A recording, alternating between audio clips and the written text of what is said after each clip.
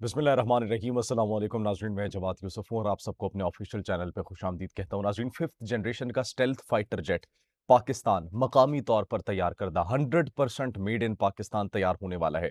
JF-17 thunder की manufacturing के लिए जो डिपेंडेबिलिटी थी चीन पर और रूस पर, वो भी बहुत जल्द खत्म होने वाली है। पाकिस्तान के F-16 तैयारे स्पेयर्स ऑफ विक्ट्री एक्सरसाइज सऊदी अरब पहुंचकर तारीख रकम कर चुके हैं। भारत ने एतराफ कर लिया है कि ISI दुनिया की खतरनाक तरीन इंटेलिजेंस है। क्यों यह दावा किया गया है, क्यों यह बात की गई है? तारीफ वो जो दुश्मन करे। ऐसा भारत को क्या चीज जो है, वो क्या सबक हासिल हुआ है जिसकी वजह से भारत अब इस बात का एतराफ कर रहा है? इसके साथ साथ नाज़रीन, यूरोप और अमेरिका तारीख में पहली मर्तबा एक दूसरे के आमने सामने आ चुके हैं। फ्रांस को धमकी दी जाती है डोनाल्ड ट्रंप की जानिब से। फ्रांस के सदर ने जो जवाबी कार्रवाई की है, उसका सुनकर आप हैरान हो जाएंगे। और आखिर में नाज़रीन, गजा अमन बोर्ड बनाने की खौफनाक हकीकत मंजर-ए-आम पर आ चुकी है। यह क्या मामला है, यह क्या माजरा है? किस तरीके से चीन और रूस को साइडलाइन करने की कोशिश की जा रही है, इस पर भी हम बात करेंगे। साथ ही साथ पाकिस्तान ने भी जंगी मशकों का आगाज कर दिया है, और ऐसी जंगी मशकें जिसके अंदर तीनों हमारी फोर्सेस की इंटीग्रेशन है, और जदीद तरीन जंगी तकाजों के ऊपर उन जंगी मशकों का आगाज कर दिया गया है। जब पाकिस्तान को गजा अमन बोर्ड में शमूलियत की दावत दी जाती है, उसके बाद बड़ी डेवलपमेंट्स हुई है। लेकिन नाज़रीन, सबसे पहले आपको बताते चलें कि गजा अमन बोर्ड की एक्चुअली हकीकत क्या है। यह हकीकत नाज़रीन, सबसे पहले आपने तो सुना होगा कि 1 बिलियन में इसकी रुकनियत फरोख्त की जा रही थी डोनाल्ड ट्रंप की जानिब से। आपने बिल्कुल ठीक सुना था। और फिर अब उसके पीछे जो हकीकत है वो मंजर-ए-आम पर आ चुकी है। गजा अमन बोर्ड अक़वाम मुत्तहिदा का, यूएन का आपने नाम सुना होगा, अक़वाम मुत्तहिदा का मुतबादिल तलाश कर लिया गया। किसकी जानिब से? अमेरिका की जानिब से। अब the reason behind that, UN के अंदर अगर कोई भी डिसीजन होता है, यूएन की किसी भी कमेटी के अंदर कोई भी डिसीजन होता है, तो इसके अंदर 5 ममालिक ऐसे हैं जिनके पास वीटो पावर है।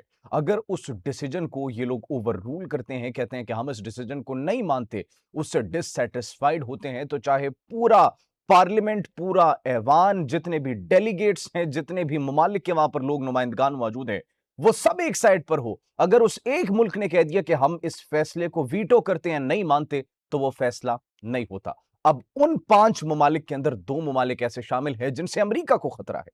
और वो कौन से ममालिक हैं? वो है चीन और वो है रूस। इसीलिए गजा अमन बोर्ड इसलिए बनाए जा रहे ताकि उनसे वो वीटो पावर की ताकत छीन ली जाए, खत्म कर ली जाए। और ये अक़वाम मुत्तहिदा का, यूएन का मुतबादिल बनाया जा रहा है। इसीलिए डोनाल्ड ट्रंप हर किसी को जोर दे रहे हैं, हर किसी पर जो है वो जबरदस्ती करने की कोशिश कर रहे हैं कि गजा अमन बोर्ड के अंदर वो शरीक हो, गजा अमन बोर्ड के अंदर वो शामिल हो।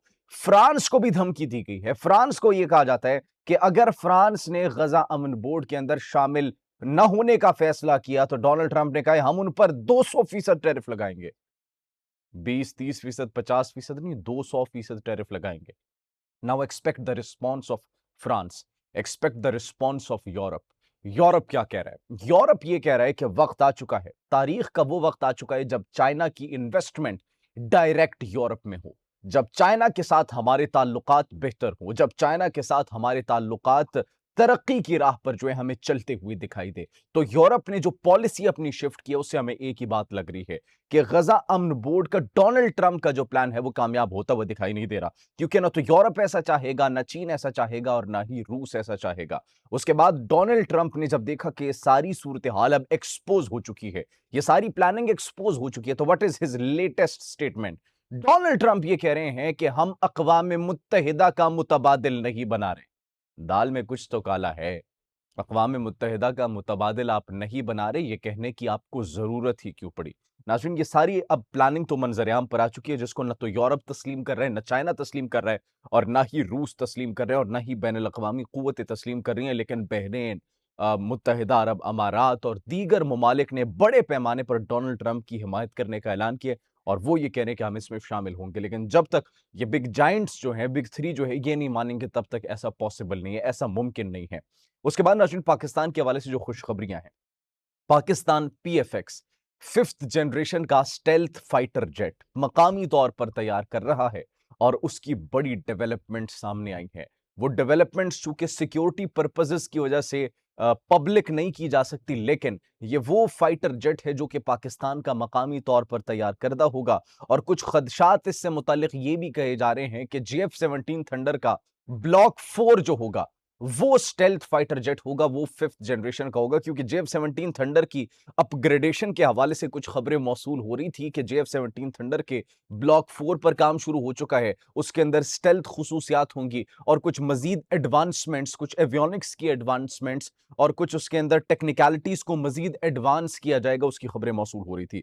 JF-17 थंडर 58% पाकिस्तान में मैन्युफैक्चर होता है और 42% चाइना में मैन्युफैक्चर होता है। जो इंजन की डिपेंडेबिलिटी थी रशिया के ऊपर, वो भी अब खत्म हो चुकी है। किस पर? वो अब चाइना पर आ चुकी है। लेकिन पाकिस्तान अब मकामी तौर पर एक फैक्ट्री तैयार कर रहा है। पाकिस्तान के अंदर वो फैक्ट्री होगी जिसके अंदर JF-17 थंडर के तमाम तर पार्ट्स पाकिस्तान में बनेंगे। अब अच्छा सवाल यह है कि JF-17 थंडर के अगर ऑर्डर्स कम हो जाते हैं, अगर ये इसके ऑर्डर्स कम हो जाते हैं, तो फिर हम उस फैक्ट्री का क्या करेंगे? हम उससे कुछ और भी बना सकते हैं, बिल्कुल बना सकते हैं। हम उससे ड्रोन्स बना सकते हैं, हम उससे जदीद तरीन हथियार बना सकते हैं, हम उससे अनमैन्ड एरियल व्हीकल्स बना सकते हैं।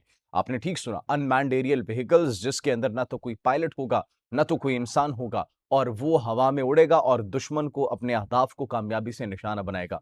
तो उस टेक्नोलॉजी पर भी पाकिस्तान ने काम शुरू कर दिया। तो ये सिर्फ JF-17 थंडर की फैक्ट्री नहीं है, बल्कि ये दीगर वेपन्स की भी एक फैक्ट्री बनाई जा रही है, जो कि पाकिस्तान के लिए खुशाइंद है। स्पेयर्स ऑफ विक्ट्री के अंदर सऊदी अरब पाकिस्तान का फ्लीट पहुंचता है और कुछ फुटेजेस जारी की गई है जिसने पूरी दुनिया में एक आग लगा दी है, भारत में स्पेसिफिकली आग लगा दी है। और पाकिस्तान ने जिस तरीके से वहां पर महारत से उन एक्सरसाइजेज में हिस्सा लिया, तो दैट इज ट्रूली रिमार्केबल। और पूरी दुनिया एक मर्तबा फिर से पाकिस्तान एयरफोर्स की गर्विदा हो चुकी है, पाकिस्तान एयरफोर्स की फैन हो चुकी है। भारत की अगर बात की जाए नाज़रीन, तो भारत अब बड़ी जो है वो कहते हैं कि मुश्किल में आ चुका है, क्योंकि अब इस बयान के बाद जो ये बयान दिया गया जिसकी जानिब से, अब हमें नहीं पता कि उस शख्स का क्या होगा। भारतीय एक तज्जियाकार है अभिनव पांडे, वो ये कह रहे हैं कि ISI दुनिया की सबसे काबिल और खतरनाक खुफिया एजेंसियों में से एक है और भारत के तकरीबन तमाम दाखिली और खारजी मामलात पर उसकी नजर है। मतलब पाकिस्तानी इंटेलिजेंस की भारत के जितने भी मामलात हैं, अंदरूनी हो बैरूनी हो, उन तमाम तर मामलात पर नजरें हैं पाकिस्तानी मारखोर की, पाकिस्तानी इंटेलिजेंस की। तो भारत अब खुद इस बात को तस्लीम करे, that is actually a huge success for Pakistan. दूसरी जानिब पाकिस्तान ने जंगी मशकों का भी इनेकाद कर दिया है और मल्टी डोमेन ऑपरेशंस जो है पाकिस्तान ने स्टार्ट कर दिए हैं। अब इसके अंदर जदीद तरीन तकाज़ों के मुताबिक हम आहंगी के लिए ये मशक़ें की जा रही हैं, ताकि ड्रोन्स हो, हमारी आर्टिलरी हो, हमारा इलेक्ट्रॉनिक वॉरफेयर हो, हमारे AI सिस्टम्स हो, हमारे एयर डिफेंस सिस्टम्स हो, इन तमाम तर सिस्टम्स को इंटीग्रेट करके, ताकि डेवलपमेंट के लिए, ताकि